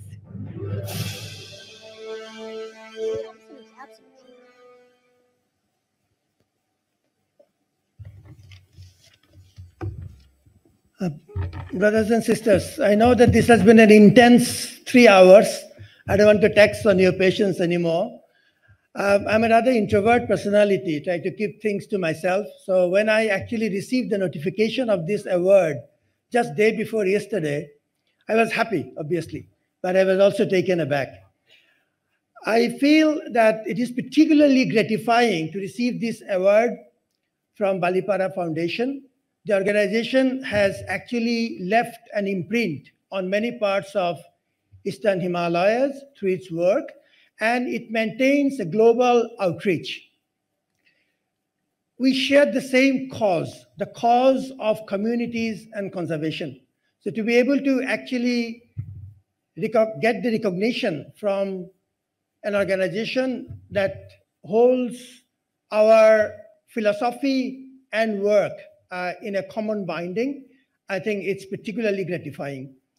I have pursued my career on two kind of broad streams, the academia research and practicing development management. And I've learned just two things. I'll just take a minute of your time to mention those two things. One is I increasingly felt the importance of blending between theory and practice. I feel academia and research, especially in social sciences, must be grounded to the field realities and must have a clear relevance in the field. That's the first lesson I learned. The second lesson I learned is that the pursuit of development, whether you do it academically or you do it through projects and practicing development, or preferably both, has to pivot around communities. So much to learn from communities. I've worked in various community settings. In this moment of joy, I'm remembering all those teachers from the communities that I have learned from. And I also remember very gratefully the contribution of my friends and family, including my siblings, my parents, my wife and daughter. And once again, I remain deeply thankful to Balipara, especially to Mr. Ranjit Bhattadar and Mr. Malhotra and his team for giving me this recognition. I hope this will go a long way towards furthering the cause of communities and conservation. Once again, thank you and God bless. Thank you, sir, for your wonderful words, and congratulations to you once again. May I now please request and call upon Miss Bitopi Dasgupta, Miss Bitopi Das Chaudhary to come on stage and present the recognition. Miss Chaudhary has taken up an expanded role of Standard Chartered Bank Bangladesh as Head of Corporate Affairs, Brand and Marketing. Welcome, ma'am, on stage, please. Thank you.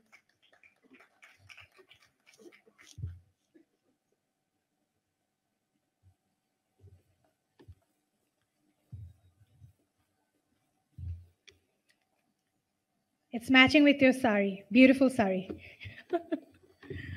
She's wearing a jamdani, which is a traditional attire sari in Bangladesh. So that's our creation.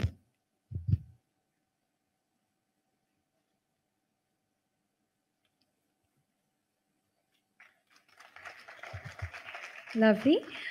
We would like to extend special recognition to Mr. Kamesh Salam for his contribution towards creating the World Bamboo Day. Mr. Salam is the founder and executive director of South Asia Bamboo Foundation, a former president of the World Bamboo Organization, and it is due to his pioneering efforts in the field of bamboo cultivation that today that world celebrates September 18th as the World Bamboo Day. Congratulations, sir, and congratulations to you once again.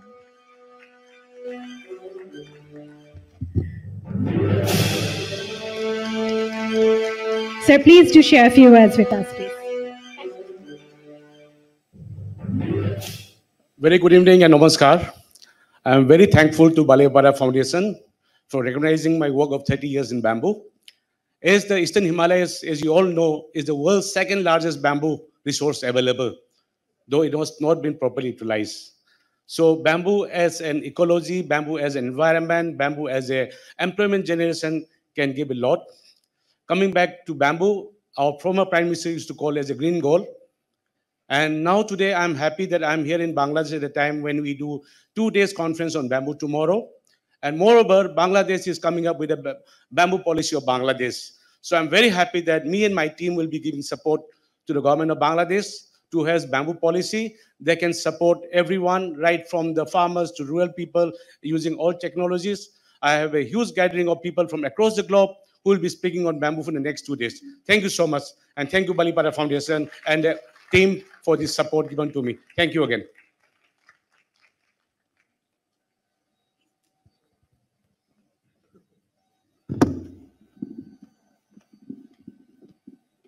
Thank you so much, sir, and congratulations to you. Moving ahead, we now present you the Global Lifetime Service Award. This award is accorded to an individual who has devoted himself or herself to the ecological welfare of the people of the Eastern Himalayas, and whose philosophy and purpose have given guided by the need to protect, restore, and care for habitats. This year, we have the privilege to announce the Global Lifetime Service Award.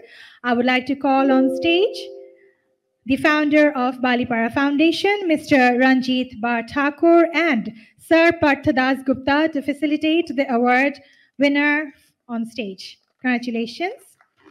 And thank you, sir, for coming on stage. Request you to take the center of the stage, please. Both of you in two sides. Two sides. Yeah. So the award winner will stand in the middle. So you guys can stand. Yeah. That's how you do it. Yeah. The Global Lifetime Service Award goes to Dr. Kamaljit Singh Bawa. Dr. Bawa is an internationally renowned evolutionary ecologist, conservation biologist, and the founder, president, and chair of Ashoka's Trust for Research in Ecology and Environment, a tree. And a true soul and champion of the Eastern Himalayas. He is a distinguished professor of biology at the University of Massachusetts, Boston. His extensive research in the Himalayas at the Western Ghats has led him towards pioneering contribution to understanding the population biology of tropical forestries, have helped develop new strategies for conservation by exploring synergies between forest and social goals. Sir, are you satisfied with the introduction, or shall I go on? Congratulations to you, sir. I do have one more paragraph to say, and I would like to request him to give me a chance to finish it. All right. Through his work, he has continued to build institutional support to foster conservation and sustainability science with the establishment of the Ashoka Trust for Research in Ecology and Environment, being at the center of providing leadership in conservation in India, and was ranked among the top 20 think tanks of the world. Congratulations to you, Dr. Kamaljit Singh Bawa.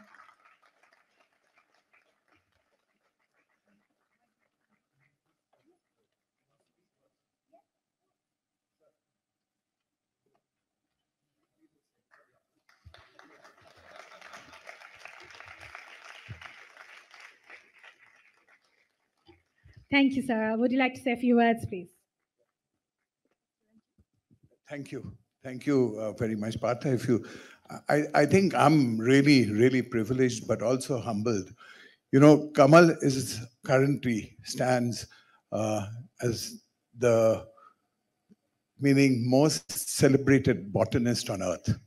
And here, I'm also with the best and the most celebrated ecological economist. So you cannot get this better anywhere else, and we're doing it in Dhaka. So I think we're really privileged to be part of it. I really, really cannot sort of explain it. I get very emotional because these people, meaning one through reading and recently through meeting, but Kamal has been sort of taken me under his wings for some time. It helps that his wife is from the Himalayas. Actually, she's the real flower of the Himalayas. And I think he started working on that botany aspect much earlier. When he was there, you can see from some of the photographs. But I think it's very important to understand what they've done for Earth is you cannot get two people who have done so much for Earth on one stage, unless it's an award in the North, the global North. These two people have contributed more than we can ever do it. I have other people who have also contributed in this crowd. A good friend, Ashok, who's been a very good guru of ours, has also contributed greatly. But these two are special And I wish them all the best and hope that they can continue to inspire us through the years ahead. So Kamal and Partha, thank you so much again. Congratulations. Congratulations. Thank you. So I would like to request Dr. Kamaljit Singh Bawa to say a few words, please. Okay, sir, please.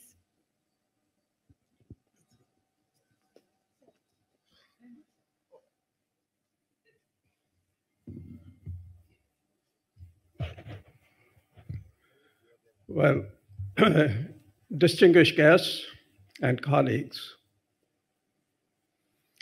I must say I am overwhelmed, especially receiving the award from Professor Dasgupta and my friend Ranjit. When he first told me about the award, I thought the award is invalid because of my long association with him. But I think on the basis of what I heard about myself this evening, I think the award is valid. I am delighted and honored, and I want to thank my colleagues at Balipara Foundation, at A-Tree, at the University of Massachusetts, Boston, and colleagues here at the university for really inspiring me day in and day out by their wonderful work and their dedication to conservation. I also, of course, want to thank my family, my wife who is here, for withstanding very, very gracefully my long absences from home, in the field, in the jungles of tropical America, in the Western Ghats, in the Himalayas, and in many other parts of the world. I just want to make 3 brief comments. First, I think this conference occurs at a very pivotal moment between 2 conference of parties, one in Egypt that finished a month ago on climate change, and the other this month in Montreal on biodiversity. Thereby, I think maintaining the momentum for convergence between the goals of assessment, conservation, and restoration of biodiversity on the one hand, and climate change mitigation and adaptation on the other hand. And I think this convergence is really very, very critical for us to solve our problems in a very unified manner. Second, this conference accords primacy to nature, to the natural world, to biological diversity, as so eloquently put forward by Saurav in the afternoon. And of course, as the panel elaborated, ecology is economy, and the solutions of climate change are ultimately going to be found in the natural world, as Professor Dasgupta elaborated. Third, the sponsors of these conferences recognize that solutions to many of our problems are going to come through collaboration at the national, global, regional, and local levels, by building partnerships among institutions, by creating collaboratives, and of course, the government agencies, civil society organizations, and private sector working together to really usher a new era of green economy in which, as Dr. Ramadurai pointed out, technology will increasingly play a critical role. Again, I'm proud to be associated with the Balipara Foundation.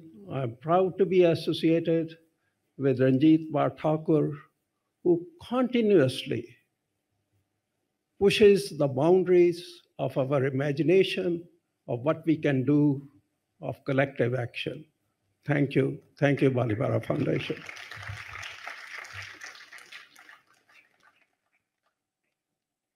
Thank you so much, sir. Today is just the beginning for new opportunities for the next 2 days and for a larger vision for the future. Our heartfelt gratitude to our partners and supporters for being the pillars of our program and helping us shape the 10th edition of the Eastern Himalayan Naturenomics Forum and Balipara Foundation Awards 2022. May I now please call on stage the founder of Balipara Foundation, Mr. Ranjit Barthakur, to give the closing remarks for today's evening and welcome you for the next 2 days. Round of applause for him, please. Thank you so much. Thank you, everybody in the backstage and all the support that we've got in facilitating everybody. I was just telling Partha that I'm getting really bored and tired now. I think we should just wind up and go. So I think we should wind up and go. But thank you all for attending. I particularly like to thank many sponsors. I think everybody have contributed, but one particularly stands out is Tata Steel Foundation now. They've supported us in the last 5 years and support us as we speak. But more importantly, their focus on people through nature is really what stands out. And really, we've been able to work closely with them. I think our results are not as good, and I think we've made many mistakes. So over the last 10 years of this foundation event, I think we've not been able to inspire enough people to fill up the room first. So that's obviously something has gone wrong, and that's been troubling me ever since I came. Two is, I think we've not been able to reach out to enough people in the rural areas, even though our theme is rural future. So I think that's another big flaw in what we've been doing and pursuing. Thirdly, I think we're very city-centric, and even though we've got a lot of colleagues and friends and brothers and sisters from the village, I don't think we're doing adequate enough. You know, if India's 60 to 70% people are in rural areas, the people who come and get the awards are actually only 10% of rural areas. So there's something wrong in our model of recognition and inspiration. Lastly, I would like to say is that how much of the funds that we collect go on administration, travel, good times, high teas, as we'll have now, versus it actually reaching to go and plant a forest. I think we've done quite well there. It's roughly about 55 to 60%. So 40% doesn't go waste, but it goes to develop what we want to do. I think Saurav laid a high theme today, and that is really something which we need to reflect on, saying that we want to impact 100 billion people first. We want to create 100 billion hectares. Not only that, we want to raise $100 billion. We're saying dollars is still relevant, you know. In a few years, the dollar also won't be relevant. So we may be saying Bangladesh taka. You know, I'm quite with that. So I think it's very important that the direction that we take is there. This can only happen if we value nature. And that's the reason Sir Partha has been requested, and I've been sort of at this through Nick Stern, directly, indirectly, with him, because I just think that he's done such fantastically seminal work. Kamal has developed the asset, and what Partha has been able to do is develop the value. So you've got an asset and you've got value. If we can't raise $1 billion, there's something wrong with us. All of us together will be helpful. Otherwise, we'll have to go alone. But I don't think we're alone in this journey because it impacts all of us. But so thank you all for being the inspiration and leading light, Kamal and Partha. Hopefully, we will develop even more. Special word for Carol, who's flown in for Africa. Aisha, who is the daughter, and Carol for flying in with Partha, who probably doesn't listen to you on the food regime for sure, because otherwise we wouldn't have got that shock that we got in between of your not being able to come. And Aisha is a demographer, a very interesting sort of aspect, and she's created a very good feedback system on demography versus the entire SDR regime. If the SDR regime really has to be successful, what is it really that matters? It's people. And so that SDR regime is just greenwashing in many ways. I say it often. I've done a whole note after COP 26, after COP 27. I was privileged with Mr. Ramadorai to be in Copenhagen when Mr. Shyam Saran was actually leading the climate negotiation. So my learnings were from before, but these live examples in front of me went to show that we have people, we have thinking, and it is moving in a direction. Is it moving fast enough in that direction? I don't know. Will we live to see that direction finally? I don't know. But we have to do our bit. While doing the bit, 3 things: try and make some money on the way. 2 is have fun and develop a lot of knowledge. Good luck, and let's hope the next 2 days are fun. Cheers, guys. I think there is high tea, and then I think many of you are invited for dinner to the Doreen and some to the Indian Embassy. I think accordingly we will regroup and re-meet. And Professor Karim, thank you for your untiring efforts. The university too. There are many people I need to thank. I apologize if I miss out, but you all are all part of the ecosystem journey, and thank you all the winners and everybody else and all the sponsors. Thank you. Thank you, everybody. Would you like to stay on the stage for the photo session? Yeah. The photo session. The award winners. Yeah, So I would like to request all the award winners to please come on stage. We will take a group photo session with the founder of Balipara Foundation. Requesting all the awardees to come on stage with the award, please. Thank you. Sir, on the center of the stage, please, everyone.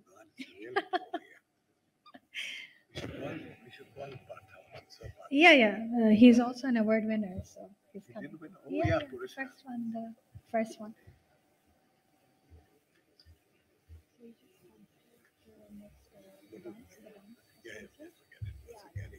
Tell them to go dance outside. Yeah, thank you so much, sir. Please.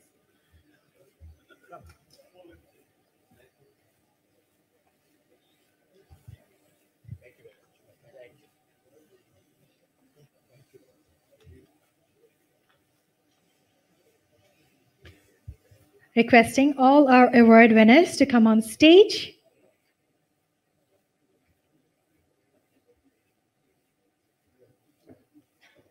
Ranjit sir, would like to request you to take the center of the stage with the awardees, please.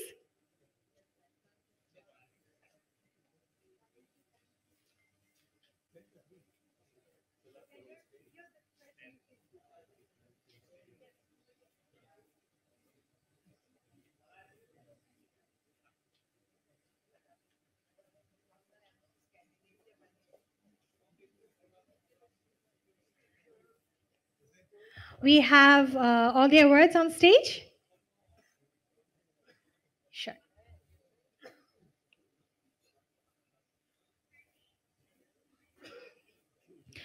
Requesting someone to please come on this side. This side, please. Sir, this side, please. Sir, A side, Cholash. Sir, here.